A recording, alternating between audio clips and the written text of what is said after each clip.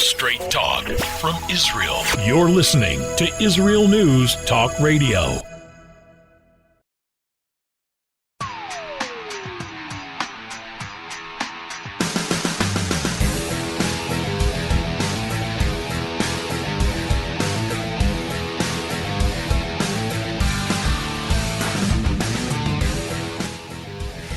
The Disinformation Campaign. Wow, you know, we are living in the book 1984, in the book Fahrenheit 451, in so many books that talk about a future that you just wouldn't believe. And we're going to be talking about the disinformation campaign that we're being fed daily, not only from the media, but from our peers, even from people who mean well. Amazing. Black militias. Have you seen those videos going around right now of armed black militias? It's pretty scary when you see them marching down your street. And let me ask you this question. If it ever came to it, and it's not so unlikely, would you bow down to somebody if forced to? You know, Jews are forbidden to bow down to other people, and even the whole Purim story is about Mordechai refusing to bow down to Haman, or Haman in Hebrew. What would you do? I think you should ask yourself this question because it's not that far-fetched, what I'm asking. What would you do if you or your kid were forced to bow down to somebody else? Anyway, we're going to be talking about what's going on in the United States right now and how that's going to affect you. Yesterday I did a show talking about Aliyah, and I was telling people that, you know, even if you didn't have to make Aliyah, even if it wasn't going to be something that was in danger to your life, would you want to raise your children in a society where a party like Black Lives Matter is the most popular party, and that party has in its agenda the destruction of the nuclear family? Is that the type of society, culture that you want to raise your kids and grandkids in? We'll be right back. Israel is located in one of the most volatile areas in the world. Israel is an island of stability in a sea of war and unrest. In the midst of this turmoil, Israel stands out as a beacon of order and human progress. Each week we update you on what's happening in this, the Jewish state, a true light unto the nations. This is Jay Shapiro. Join me every Thursday on Israel News Talk Radio.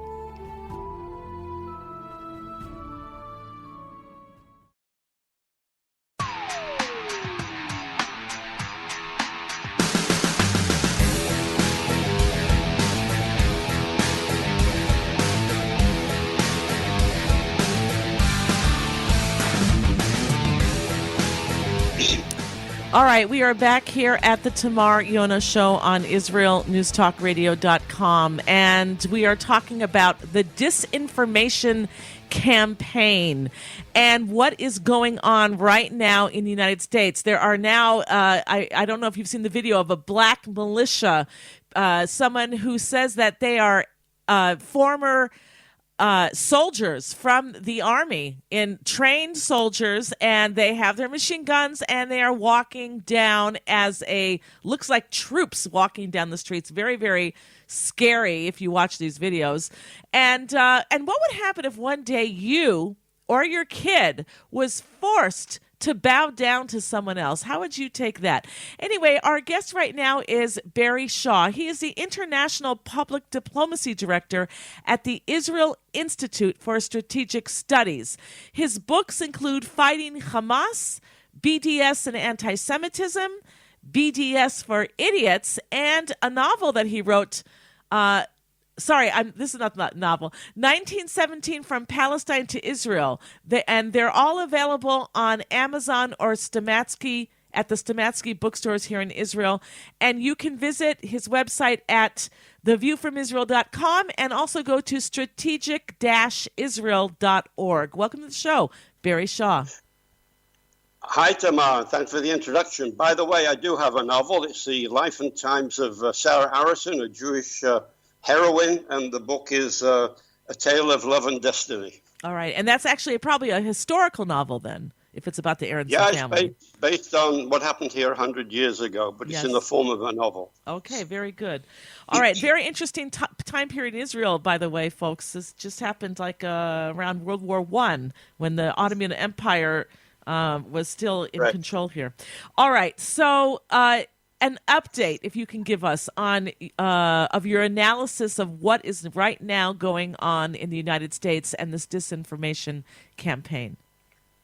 All right. Well, first of all, I want to thank you because, Tamar, you were probably one of the first radio host shows to air analysis of what's actually going on in America when everybody thought it was an altruistic, peaceful demonstration, really adopting the cause of Black Lives Matter, which would be fine in itself, but it's turned into something else. Because in the show I did about 3 weeks ago, you allowed me to present a real picture of what was going on, of a deliberately staged chaos by organizations purporting to champion the rights of Black Americans, but actually were using them as cannon fodder in their ambition to gain power and fundamentally change America. And since I spoke to you, I guess the number of dead who have been killed in these peaceful protests has got approaching 30.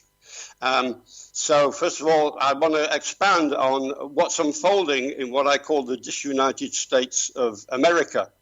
And in my last program, I explained that it's not altruistic march for African American protest. Nobody objects to that. Everybody in the free world looks on America as an amazing country and a beacon of liberty, freedom, and democracy for the world. But quite frankly, its foundations are being weakened, even as they topple the statues and memorials of those who have made America great and who fought and died for the values we have today. Now, you've got to understand that all radical insurrections and insurgencies, whether left or right, start the same way. Pardon me. A righteous cause is hijacked by malevolent actors who use the excuse as a method of riding into power. And look, we were all shocked, left and right, black and white, with the optics of the killing of George Floyd. We would have been equally shocked had Floyd been a white man and the cop had been black. So why did this incident flare up into an uncivil war in America, with death and destruction continuing more later? I'll tell you why.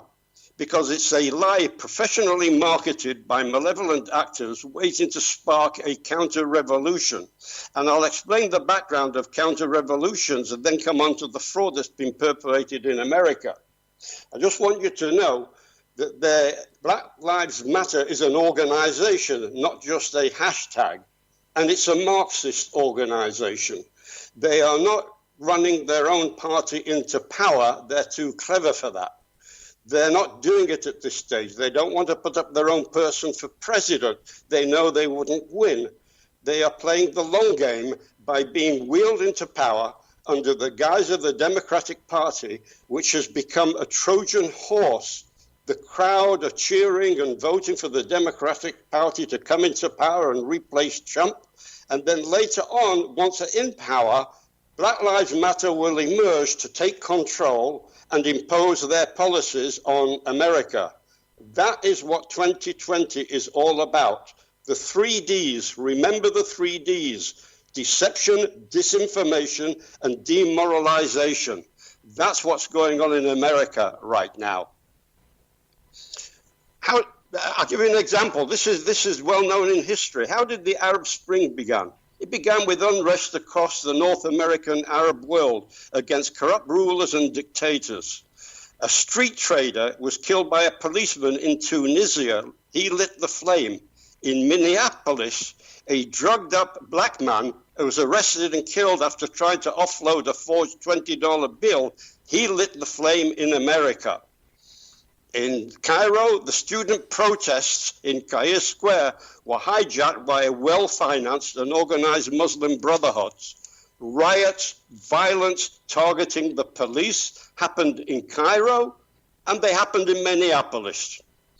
The outcome in Egypt was that the Muslim Brotherhood took power, and it took really a strong General Sisi, and the military to restore order. If there hadn't been a strong leader in Egypt, Egypt would still be led by the Muslim Brotherhood today. Just think that that would have done to the Middle East and to Israel. Without a strong leader in America, America will fall. And if you think I'm exaggerating, do the homework exactly on what is Black Lives Matter movement. What's their aim? Is it the betterment of African Americans? Fine. You want that? Let them sit down with the president and thrash out and budget to change lives for the better for Black Americans. They're not doing it. They should do it, because after all, Trump has done more to begin a process that has been ignored for decades by Democratic mayors and governors and politicians. But Black Lives Matter won't do that. Why won't they? They won't do it because they're radical Marxists who want to ride into power, take over the government based on their cultural revolution and their racial hatred of anything white. And they're using African Americans as cannon fodder, as happens in every communist, Marxist, Islamist revolution anywhere in the world. So if you let me examine if their claims basically are based on fact. They claim that George Floyd was a victim of a systemic racism in the police. Is it true? No, it's not. According to statistical research, that's one of them, the latest figures for 220, 204 white people and 105 blacks have been killed by cops. So far this year, 116 cops have been killed. In other words, more cops have been killed this year than blacks. More whites have been killed by cops than blacks. More cops have been killed by blacks. Facts. Ilhan Omar's hometown of Minneapolis, prior to George Floyd, an African-American cop killed an innocent white woman in 2017. Justine Diamond was shot and killed by Mohammed Noor, a Somali-American cop, outside a house. Were there any protest over the murder of a white woman by a black cop? No. No white lives matter. No marches by women's rights or the Me Too movement. But there was a protest in Minneapolis after Mohammed Noor, that's the name of the cop, was sentenced to jail. The protest was made by members of the Somali community, and they demanded his release, because if they didn't release him, it would be racist. So today, Minneapolis, the home of Ilhan Omar, is burning, and Ilhan Omar is leading the charge to have law enforcement abolished in her city. She really wants to turn Minneapolis into the town of her birth, Mogadishu. There is no systematic racism in law enforcement in America, period. The protest, the riots, the destruction is a camouflage for something else. Tamar, tell me this. If I'd have come on your show a month ago and told your audiences that activists for the Democratic Party were demolishing statues and would demand that Democratic politicians abolish the police, you would have apologized to your listeners for having a crazy man on your show. They would not have believed it, right? Correct. So now I'm going to tell you some of Black Lives Matter policies, the leading items on the action plan, and I want you to judge them from a Jewish perspective. You tell me if right-minded, common-sense Jews can support and vote for political candidates campaigning for some of these policies. Now, Black Lives Matter has declared a war on the nuclear family framework. You know what I'm talking about? They won't put an end to the family framework of father, mother, and children. Now, you think I'm talking crazy when I tell you this, that they want to do away with a traditional family, stable society in any society. They are against the patriarchal system. And I'll quote them. We make space, this is from their manifesto, we make space for transgender brothers and sisters to participate and lead. We dismantle the patriarchic practice. We will disrupt the Western prescribed nuclear family structure and replace it with a collective caring support Okay, hold system. it right there, Barry. We'll be right back, everybody. Don't go anywhere. The Tamar Yonah Show. Tamar? She's sassy. She's smart, She's funny. but she's also a real Jewish mother. Hi, everybody. I'm Tamar Yonah. And yes, I can be all of those things, but at Israel News Talk Radio, I'm here to bring you the news stories and guests that you may not hear anywhere else. Join me live on air Sundays, Mondays, and Tuesdays for the most unique and bold talk radio in Israel. The Tamar Yonah Show.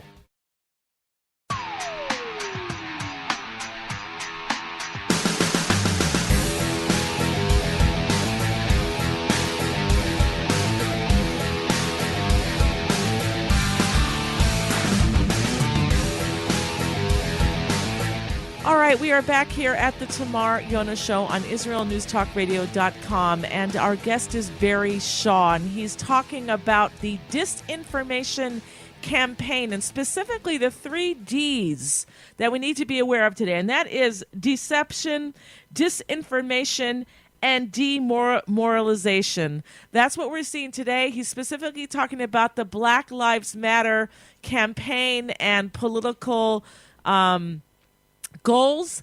And I just, you know what, before you continue, Barry, I just want to shoot this question in. You know, they're taking down so many statues, trying to erase America's history. I'm wondering if there were statues of Karl Marx and Stalin, would they be taking those statues down? And number 2, do you think that perhaps China is giving money and helping to support the Black Lives Matter because they both have the same goals, and that is, number 1, communism, and number 2, to destroy America? Right. Well, let me surprise you. You know, you have me on the show to try and shock you with facts. You raised a good question. What did you say? Would they take down pictures of statues of Stalin? Let me surprise you and your listeners. Okay. They're taking down Washington and Lincoln and all the others, and Ulysses Grant, even Christopher Columbus. Do you know one statue they haven't taken down? Go ahead. The statue of Vladimir Lenin, which stands strong and brave in the town of, guess where? Seattle, where they created their own mini-state. Did you know there's a statue of Lenin in Seattle? I did not. How long has it been standing? You know, it's been there about 30 years, something like that, donated by some very wealthy American socialists, and stands there pristine, not stored by graffiti and anything. It's an honored statue for these radical Marxists, standing bold and proud. So there's the answer to that question. Interesting. But, you know, let me come. I'll talk about budgets and money in a minute. But I just want to just complete something I was talking about the break about they want to destroy the family structure as we know it today. Now, I want to ask, you know, your listeners, your Jewish listeners in America, if this is part of the democratic program which is going to be imposed on them by the Black Lives Matter, is this a value that you can vote for? I mean, what we're approaching now as we approach the American 2020 election are some questions that need to be asked. No, I know that most Americans who vote Democrat, the last thing they want to see is another 4 years of Trump. But really, you want to see 4 years of the start of a new history in America of radical Marxists and anarchists?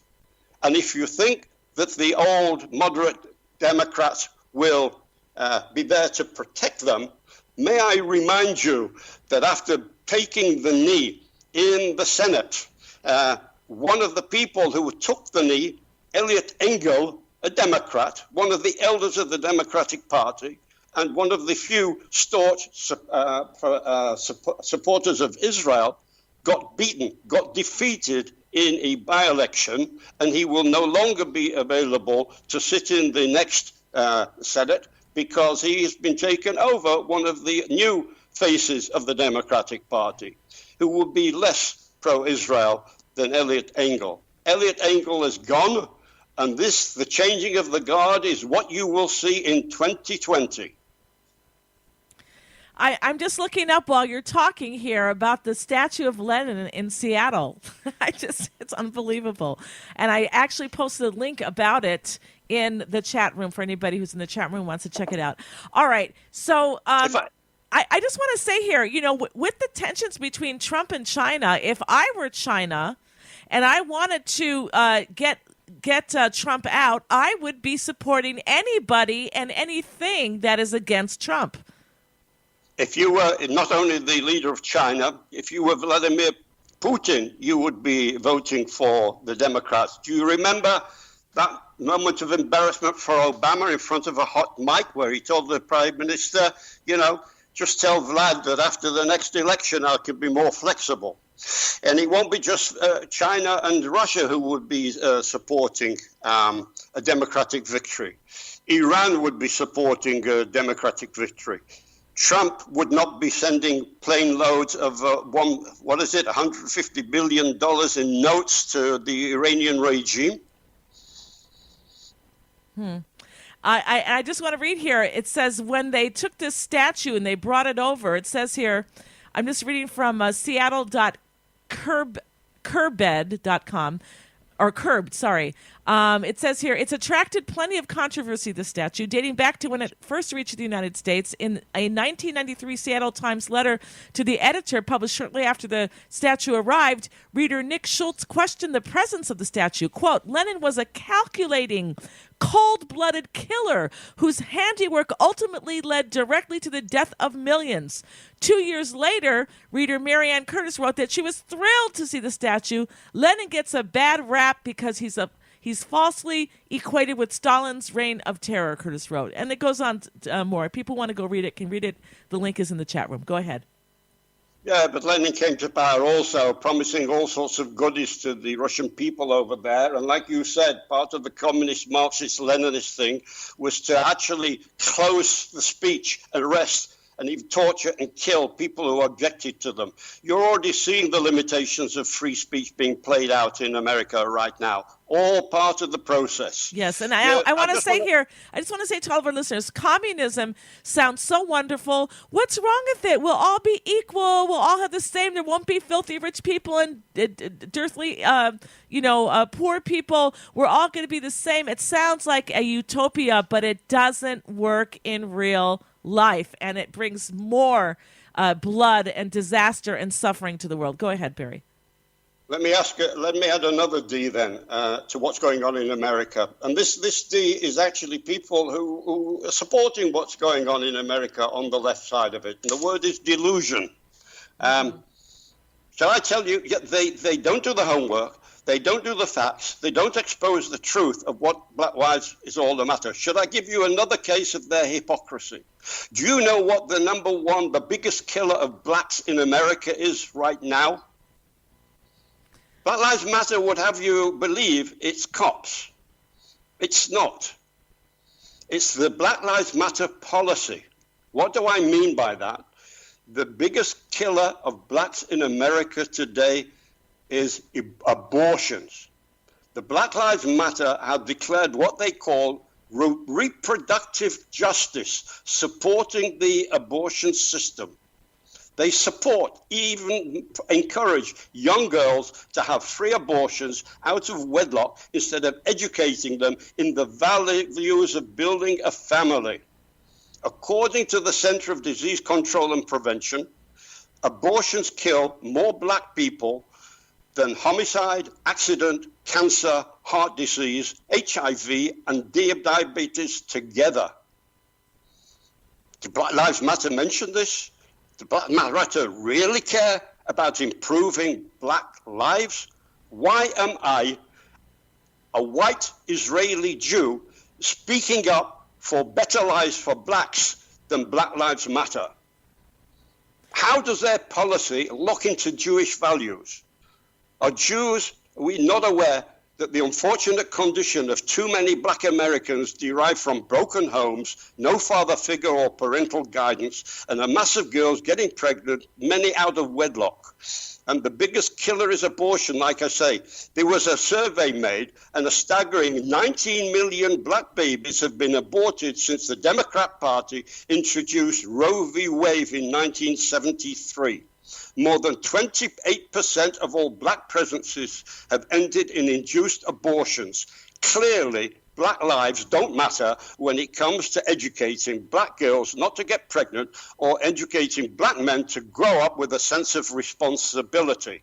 And this responsibility has been the abject failure of 3, 4, 5 decades of democratic failure at local, state, and national level. And you know what today? They blame it on Trump. Right. Barry, we're almost at the end of this segment, and you've established now that Black Lives Matter is communistic. They're against the family, the nuclear family. They have brought decimation to their own people by pushing an agenda that isn't even true for them. That you just said that the leading cause of death is abortion. It's not what they would let you think in their deception. So how does it affect everybody else? Where do you want to take us? What do we now need to be careful about and be aware of to preserve freedoms for all of the citizens of the United States? And, they say when America sneezes, the whole world catches a cold. So what happens there is extremely important to the rest of the world. What do we all need to be aware of now and be ready for? I'm going to address in the last segment a question that I'm going to address to American progressive Jews, if I may, who, in my opinion, are selling their souls to a movement that, in truth, do not value black lives. They want to exploit them, as Democrats have done for decades. I want to make a comparison. How long have we got left on this segment before like about 30 seconds. Okay, very quickly. As you know, I was working, I think it was on your show years ago, when I was working on a similar situation that's happening in Britain in the Labour Party, which was becoming increasingly socialist and also anti-Semitic. And I applaud then for people with any value to walk away from the Labour Party because they can't in any good conscience stay and remain and vote for such a party. In the end, the penny dropped. I'm wondering whether the penny drop is going to happen in America before the 2020 elections. Well, we sure hope so, Barry, because we just did a show together on Jexit, Jews leaving the Democratic Party. Everybody, we're going to be right back. Don't go anywhere.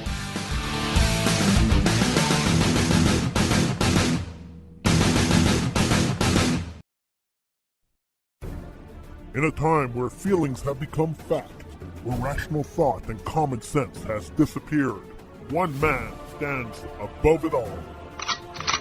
I'm Howie Sobiker, your political hitman. Political Hitman airs every Tuesday at 11:59 p.m. North American time, 7 a.m. Israeli time, only on Israel News Talk Radio.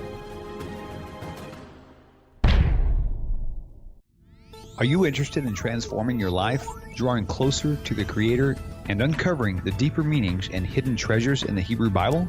Then join me, Rav Yitzhak Michelson, and me, William Hall, on the Science of Kabbalah, where we are seeking to narrow the gap between what we understand of our physical and spiritual worlds. So make sure to tune in every Tuesday at 5 p.m. Israel time, 10 a.m. Eastern Standard Time, here on Israel News Talk Radio.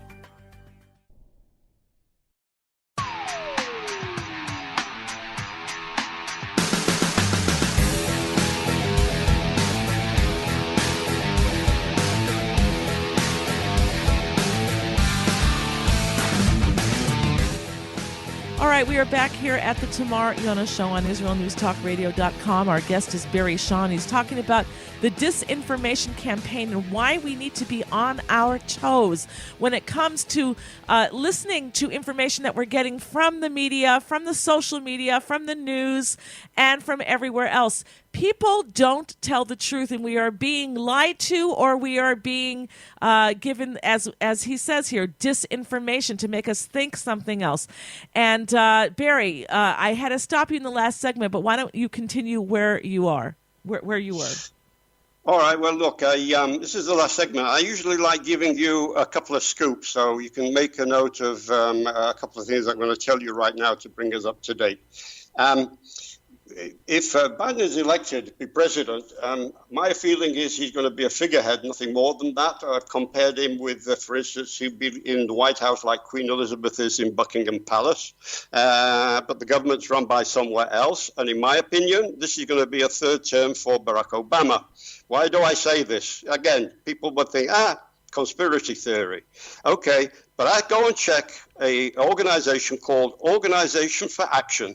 This is an organization that's led by Barack and Michelle Obama out of their Washington property as their headquarters. How do you say it again? Organization what? What was the name? Organization for Action. Okay, go ahead. I'll give brief details of this. The Chief Action Coordinator is Valerie Jarrett. Does that name sound familiar? Yes. She was Obama's point man in early negotiations with Iran on the nuclear deal. She's Obama's strategist, okay? And she was involved in the early talks with Iran. According to the IRA in America, this group, Anti-Trump Insurrection Organization, has a $40 million war chest, and they have 250 offices nationwide, and they have 32,000 workers who will be deployed in community organizing pre-election campaigns and efforts. Okay? Now, you talked about the vote, right? The Democrats say they want mail-in voting, absentee ballots, because if you don't have that, if you don't do what any democratic country does, have people go to the polling station and physically vote, you're depriving people of the vote. Well, they object when Trump says this is an occasion for fraud, but a fraud has been found in a couple of states already. And one of the people who have been speaking up as a spokesman who are going to be accusing Trump of fraud should he win the election is John Kerry. He's involved in this network as well. So you can see even high Democrats are still involved these days in what's going on. It's not just the radicals and the anarchists and the Marxists, but it's the radicals and the Marxists that will be driving the agenda. The Black Lives Matter admit they are trained Marxists. Look up Patrice Quilloz, who admits this. She spent years with the Weather Underground domestic terror organization. Gilles, who was a friend of Obama himself. And she was with Eric Mann as a mentor, absorbing the Marxist-Leninist ideology and methodology, right? And she expressed her appreciation for the work of the United States Communist Party, especially black communists, and the great work of the Black Panthers. They don't want to work with Trump. They want to see an overthrow of the government. I'm saying this because it's a soulless and atheistic organization. And anybody with any Judeo-Christian values, traditions, and ethics, including those of the American Declaration of Independence, that we hold these truths to be self-evident, that all men are created equal and that they are endowed by their Creator with certain unalienable rights. That's a life of life, liberty, and the pursuit of happiness. In the black community, Martin Luther King took blacks forward, and Black Lives Matter organization are taking blacks and America backward. So what do Americans now, you've fed all this information. What are we supposed to do with it now? This is interesting. We out of America can only be spectators, or we could raise our voice, or we can warn Americans. People like you and I are really the Jewish canaries in the minefield, in the mine shaft, right? We can smell the gas. We can see it. We've examined it, and we're chirping up. The question is, are people who are usually traditional Democrat voters going to ignore the smell of the gas and say, well, the gas from Trump's going to be even worse, because they're the ones that are going to feel the initial impact of electing in a far-left Marxist government into power, because they will the one that will be hurt in the pocketbooks first. But if they fall, if America falls, so does the free world, and absolutely so does Israel. If you have Ilhan Omar right now as a member of the U.S. Foreign Affairs Committee, what would life be with Biden in the White House and Ilhan Omar being in the chair of the U.S. Foreign Policy Committee? What foreign policies would she be imposing? What would happen in the United Nations when the United States actually place anti-Israel resolutions and will sit in the Security Council and not use a veto? This is part of the impact that's in store for us if Democrats are so foolish either to vote for people who are not radical Marxists in the next election and moderate, but you'll find that the moderates are going to lose out, like Elliot Engel do, and more Ilhan Omar's, Rashida Tlaib's, Alexandra Ocasio-Cortez, Ayala Presley's are going to be marching through the halls of power in America together with Marxist Black Lives Matter. The liberals have left the party years ago, from Alan Dershowitz to Leo Terrell, a civil rights war. And we're beginning to hear what we heard in London as Britain headed for the general election. Jews and non-Jews walked away from their traditional political home, a Labour Party drenched in anti-Israel, anti-Semitism. And remember, Tamar, this is expression that I heard from Jews and non-Jews in Britain. I didn't leave the Democratic Party left me, taken from the UK equivalent. All right, and so, and I want to add, you think I'm crazy, but let me quote, finally, very briefly, a quote from Thomas Paine that he wrote in 1776. He wrote, "If a person told me at this day that I should see a formidable rebellion as now appears, I would have thought him fit subject for a madhouse. Tyranny, like hell, is not easily conquered." I want to remind all of our listeners also that, I fear what's going to happen in November, whatever the results are for the presidential elections that they have, because if Trump loses, I fear what's going to happen to the people there and to your country. And also, if Trump wins, I fear what's going to happen, because I don't think that his election results, if he wins, are going to be accepted. I think it's going to be another excuse to burn down cities, to go in, to try to take over places, to say he's not my president and we're declaring sovereignty on our own. Maybe even secession of some states. Who knows what's going to happen? And that's going to be followed by violence. And I just, I want to remind everybody that you don't need the majority of people in the United States to see this happen. All you need is enough people who are armed and or willing to be violent and take over. You just need enough, not a majority, just enough. Go ahead, Barry. Finish in the last 2 minutes that we have. Well, I mentioned Thomas Paine, and he said there are times that tempt men's souls. We're coming into this in America, and everybody is spectating from outside America that America make the right decision. You cannot surrender freedoms and liberties. We've just come out of July 4th to anarchists and Marxists. I would trust that Trump himself, whether people like him or not, he will restore an economy and make America prosperous, as he started to do before the two viral pandemics of the Wuhan virus and the anarchistic riots. I think once we come into peaceful times, we can trust on Trump more than we can do the Democrats to restore an economy and bring people back to work and bring prosperity to America. And it would make the riots and the people of the anarchists and Antifas look as radical and stupid as they are. It would position them in the right perspective. But right now, it seems they hold the upper hand. It's really scary because America is probably the most least racist country in the world. And as they say, there are racists in America, and there are anti-Semites in the United States as well. But it doesn't mean that the country itself is anti-Semitic, because it's been very good for the Jews there. And it doesn't mean that the country is racist. For goodness sake, they elected a black president twice.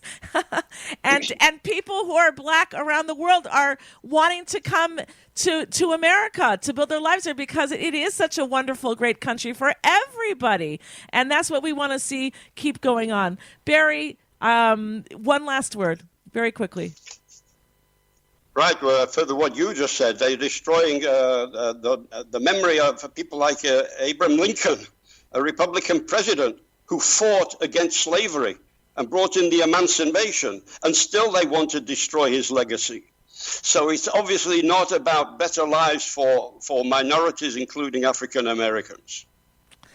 Absolutely. It's the remaking as what Barack Obama wanted to do. He wanted to fundamentally change America and just change the C in America to K. America. He'll be arrived. All right. He'll be arrived. We'll see Obama on the campaign stage propping up well, that's Biden, why, you know what? That's why I say don't look at Biden. Look at Biden's vice president, because whoever the vice president, that's probably who's going to be running America.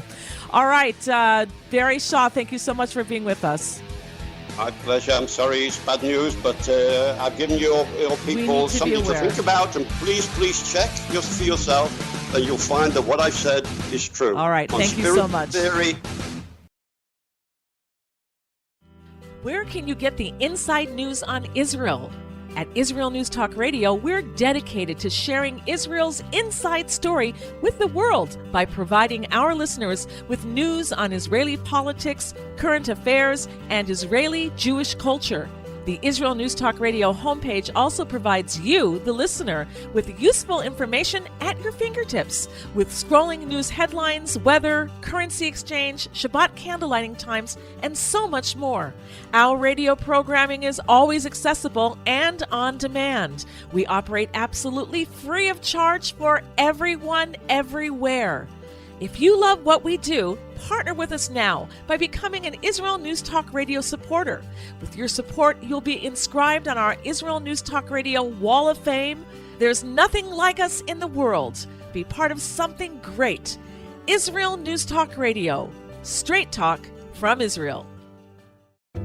Howdy, this is Rita from League City, Texas, now living in Israel. And though my heart may have belonged to Texas, it now belongs to Israel and all the fantastic show hosts at Israel News Talk Radio. Hi, this is Michael Solomon from Kiryat Arba, Israel. And why do I love listening to Israel News Talk Radio? Because I love listening to the interesting interviews they do and their news reporting that most other media sources don't cover. Hey, this is Nicoleko from Malmö, Sweden. It gets pretty cold here in Sweden, so I love cuddling up with a warm cup of tea while I listen to Israel News Talk Radio. Hey everybody, this is Frank Morris from Tennessee. Me and my dog Buster really love listening to Israel News Talk Radio. You're listening to Israel News Talk Radio.